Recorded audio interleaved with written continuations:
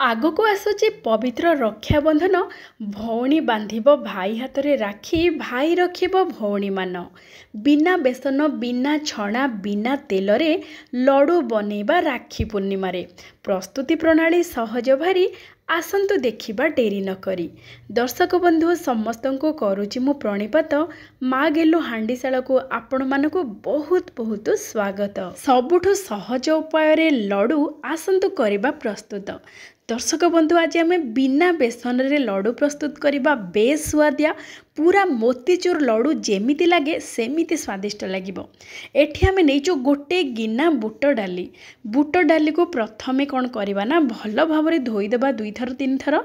ତାପରେ ପାଣି ଦେଇକି 4 ରୁ 5 ଘଣ୍ଟା ପାଇଁ ବତୁରିବାକୁ ଛାଡ଼ିଦେବା, ଯାହା ଫଳରେ କି ବୁଟ ଡାଲି ଭଲ ଭାବରେ ବତୁରି ଯିବ। ବୁଟ ଡାଲିକୁ ଭଲ ଭାବରେ ବତୁରି ସାରିବା ପରେ ପାଣି ସବୁ ବାହାର କରିଦେବା। ବୁଟ ଡାଲିକୁ ବିନା ପାଣିରେ ଆପଣମାନେ ଗ୍ରାଇଣ୍ଡ କରିବେ ବା ବାଟିବେ। ଆଉ ଯେତେବେଳେ ବାଟିବେ ଦରଦର କରିକି ବାଟିବେ। ଯେହେତୁ ଆମେ ପାଣି ଦେଇନେ ଦରଦର ହେଇକି ବାଟି ହେବ, ପୁରା ଚିକଣ ହେଇକି ବାଟି ହେବନି। ଏମିତି ଆମେ ଦରଦର କରିକି ବାଟିବା। ଏବେ ଆମେ এই ଦରଦର ବୁଟ ବଟାକୁ ରଖିଦେବା ଟିକେ କଡ଼କୁ। ଆମେ ସାଧାରଣତଃ ଯେତେବେଳେ ମୋତିଚୁର ଲଡ଼ୁ ପ୍ରସ୍ତୁତ କରନ୍ତି ବେସନ ଘୋଳକୁ ଛାଣନ୍ତି, ତାପରେ ମୋତିଚୁର ଲଡ଼ୁ ପ୍ରସ୍ତୁତ କରନ୍ତି ଚିନି ପାଗରେ। ଆଜି ଆମେ ବହୁତ କମ୍ ସମୟରେ ପ୍ରସ୍ତୁତ କରିବା ଅତି ସହଜରେ ଲଡ଼ୁ, ପୁରାପୁରି ମୋତିଚୁର ଲଡ଼ୁ ପରି ସ୍ୱାଦିଆ। ଆପଣମାନେ ଲଡ଼ୁ ପାଇଁ ଆପଣମାନଙ୍କର ଇଚ୍ଛା ମୁତାବକ ଡ୍ରାଏ ଫ୍ରୁଟ୍ସ ମଧ୍ୟ ନେଇପାରିବେ। ଏଠି ମୁଁ ନେଇଛି କିଛି ଚାରମଗଜ, କିଛି କିସମିସ୍, କିଛି ବାଦାମ, କିଛି କାଜୁ। এই ସବୁକୁ ଆମେ କ'ଣ କରିବା ନା ପ୍ରଥମେ ଗୋଟେ କଡ଼େଇ ବସାଇଦେବା ମଧ୍ୟମ ଜାଳରେ। 2 ବଡ଼ ଚାମଚ ଦେଶୀ ଘିଅ ଦେଇଦେବା। ଘିଅ ଭଲ ଭାବରେ ଗରମ ହୋଇଗଲା ପରେ ଆମେ ଯେତେକ ଡ୍ରାଏ ଫ୍ରୁଟ୍ସ ନେଇଛେ ତାକୁ ପକାଇକି ମାତ୍ର 1 ମିନିଟ୍ ପାଇଁ ଭାଜିଦେବା, ଯାହାଫଳରେ କି ବଢ଼ିଆ ଭାବରେ ଭାଜି ହୋଇଯିବ। ଏଠି ମୁଁ କାଜୁ, କିସମିସ୍ ଆଉ ବାଦାମ ସବୁ ଛୋଟ ଛୋଟ ଖଣ୍ଡ କରିକି ନେଇଛି। ଏବେ ଦେଖନ୍ତୁ ସବୁ ଡ୍ରାଏ ଫ୍ରୁଟ୍ସ ବଢ଼ିଆ ଭାବରେ ଭାଜି ହୋଇଗଲା ପରେ ତାକୁ ବାହାର କରିଦେବା। ଏବେ ଆମେ ଯେଉଁ ବାଟିକି ରଖିଥିଲେ ଦରଦର ବୁଟ ବଟା, ସେଇ ବଟାକୁ ଆମେ କ'ଣ କରିବା ନା ମାତ୍ର 2 ବଡ଼ ଚାମଚ ଦେଶୀ ଘିଅରେ ଭାଜିବା। ବେଶୀ ଘିଅର ଆବଶ୍ୟକତା ନାହିଁ। ତେଲ ବିଲକୁଲ ପକାଇବେନି। ଘିଅରେ ବହୁତ ବଢ଼ିଆ ବାସ୍ନା ଆସିବା ସହିତ ସ୍ୱାଦ ବି ବହୁତ ବଢ଼ିଆ ରହିବ। ଆଉ କମ୍ ବି ଘିଅ ଦରକାର ହେବ। ଏଠି ଦେଖନ୍ତୁ ଆମେ ଯେଉଁ 2 ବଡ଼ ଚାମଚ ଘିଅ ଦେଇଥିଲେ ସେଇଥିରେ ହିଁ ଆମେ ଭାଜିବା ବୁଟ ଡାଲି ବଟାକୁ। ଆଉ ବୁଟ ଡାଲି ବଟାକୁ ଯେତେବେଳେ ଭାଜିବେ ମଧ୍ୟମ ଜାଳରେ ଭାଜିବେ। ଆଉ କଡ଼େଇ ଟିକେ ଭାରି ବାଲା ନେବେ, ଯେମିତିକି କଡ଼େଇରେ ଲାଗିବନି ତଳୁ। ଏବେ ଦେଖନ୍ତୁ କିଛି ସମୟ ପରେ ଦେଖିବେ ବୁଟ ଡାଲିରୁ ପାଣି ଅଂଶ ସବୁ ଶୁଖିବାକୁ ଲାଗିବ। ଆଉ ଧୀରେ ଧୀରେ ପୁରାପୁରି ଶୁଖିଲା ହେଇକି ଯେମିତି ଝୁରଝୁରା ଭଳିଆ ହେବ ସେଇ ପର୍ଯ୍ୟନ୍ତ ଆମେ ଭାଜିବା। ମାତ୍ର 7 ରୁ 8 ମିନିଟ୍ ଭିତରେ ଏମିତି ପ୍ରସ୍ତୁତ ହେଇଯିବ। ପୁରାପୁରି ସୁଜି ଦାନା ଯେମିତି ଦେଖାଯାଏ ପୁରା ଝୁରଝୁରା ସେମିତି ଆପଣମାନେ ଭାଜିବେ। ବହୁତ ବଢ଼ିଆ ବାସ୍ନା ମଧ୍ୟ ହେବ। ଏମିତି ପୁରାପୁରି ବଢ଼ିଆ ଭାବରେ ଭାଜିକି ପୁରା ଝୁରଝୁରା ହେଲା ପରେ ଯଦି ଭାଜିବା ଆମେ, ତାହେଲେ ବୁଟ ଡାଲି ଆଉ କଞ୍ଚା ଲାଗିବନି। ପୁରାପୁରି ବଢ଼ିଆ ଭାବରେ ଭାଜି ହେଇଯିବ। 7-8 ମିନିଟ୍ ମଧ୍ୟମ ଜାଳରେ ଏମିତି ତାକୁ ଭାଜିଦେବା। ଏବେ ଦେଖନ୍ତୁ କେତେ ବଢ଼ିଆ ଭାବରେ ପୁରାପୁରି ସୁଜି ପରି ଦେଖାଯାଉଛି, ଯେମିତି ସୁଜି ଦେଖାଯାଏ। ଏବେ ଏହାକୁ ପୁରାପୁରି ଥଣ୍ଡା କରିଦେବା। ପୁରାପୁରି ଥଣ୍ଡା ହୋଇଗଲା ପରେ ଆମେ ପୁଣି ଥରେ ତାକୁ ଟିକେ ଗ୍ରାଇଣ୍ଡ କରିଦେବା, ଯାହା ଫଳରେ କି ଦରଦର କରିକି ଆମେ ତାକୁ ଗ୍ରାଇଣ୍ଡ କରିବା।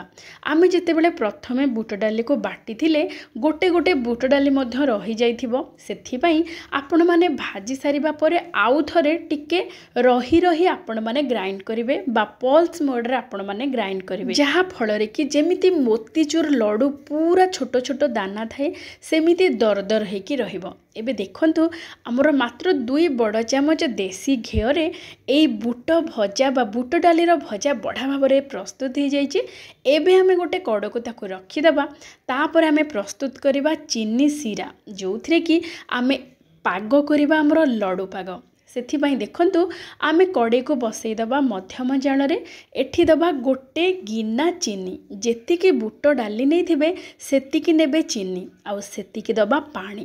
तामाने बुट डाली चीनी पानी এই তিনোটি সামগ্রীর পরিমাণ পুরাপুরি সমান রাখবে যাহা ফଳରେ कि बहुत बढ़िया पूरा रसभरा लड्डू प्रस्तुत हो। साधारणतः मोतीचूर लड्डूर रंग टिके कमला रंग से आमे अल्प टिके कमला रंग मध्य पकईदेबा। आपण मैंने चाहिए न पकई भी पारती स्वादरे किछि एपट सेपट हेबनी देखा खाली टिके सुंदर से मोतीचूर लड्डूर रंग पई आमे अल्प टिके देदेबा कमला रंग। तापरे गोटे छोट चामच गुजराती गुंड भल बास्ना देदेबा देकी मध्यम जाल 5 मिनिट फुटेदेबा। 5 मिनिट पर आपण मैंने हाथ में छुईकी देखिए पूरा पूरी अठालिया लगुथिबो बा एक तार बा गोटे तार हवा परी जेतेबेले सीरा प्रस्तुत हो जिवो सेतेबेले आमे हमर भजा बुट डालीर गुंड को एठी पकेबा। एबे देखंतु बड़ा भाव में सीरा प्रस्तुत हो जाइए। प्रथम कथा सीरा को बड़ा भाव में पाग करिवे तापर आपण माने गुंड को पकईकी एपट सेपट करेंगे 2 ରୁ 3 मिनिट पाई कम जाल जहाँ फल कि ये लड्डू पूरा पूरी नरम रहिबो पूरा रसभरा भितरु रहिबो आउ पूरा पूरी मोतीचूर लड्डू जेमिति लागे सेमिति स्वादिया लागिबो। एबे देखंतु 2-3 मिनिट आमे ताको टिके कम जाल एपट सेपट करदेबा। एबे पूरा पूरी प्रस्तुत हो जाइए आमर लड्डू करबा पई बा लड्डू बांधिबा पई। एबे आमे कोन करबा ना शेष रे आउ गोटे बड़ चामच देदेबा देसी घी। समुदाय आमे मात्र 3 बड़ चामच देसी घी प्रस्तुत करिचे एई लड्डू को बेस स्वादिया बेस सहज प्रस्तुति प्रणाली आपण माने निश्चय थरे प्रस्तुत करंतु। स्वाद पूरा पूरी जबरदस्त पूरा मोतीचूर लड्डू परी स्वादिष्ट। एबे देखंतु गोटे चामच देसी घी दे सारिबा परे आमे जो ड्राई फ्रूट सब भाजिकी रखिथिले एठी देदेबा देकी भल भाबरे गोळेई देबा। एबे आमे चुलारू बाहर करदेबा ताकू पूरा पूरी ठंडा हवा को छाड़ीदेबा।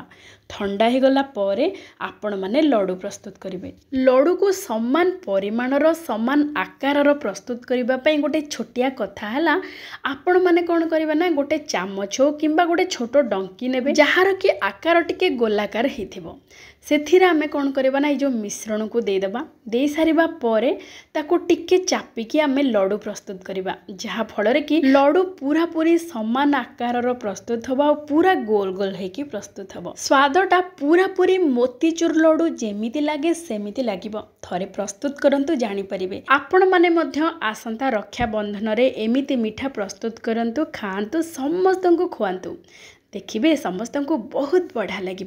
आज प्रस्तुति प्रणाली आपण मानक केमिति लागिला विनम्रतार सहित अनुरोध निश्चय जनइबे। जदि भल लगी थाए तेबे प्लीज लाइक शेयर ता सहित सब्सक्राइब करदेबे और ता सहित हाइप मध्य करदेबे। तेबे आज पई एतिकी जय जय जगन्नाथ।